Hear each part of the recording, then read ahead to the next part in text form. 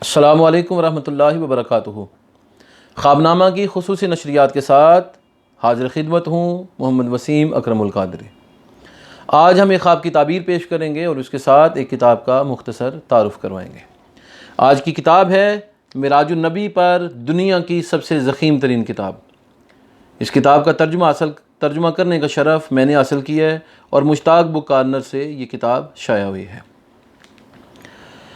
ایک بیٹی کی طرف سے خواب پوچھا گیا ہے کہ اس نے خواب میں دیکھا کہ اس کا رزلٹ بہت بہتر آیا ہے اور وہ کامیاب و کامران ہوئی ہے، تو اس خواب کی تعبیر کیا ہے؟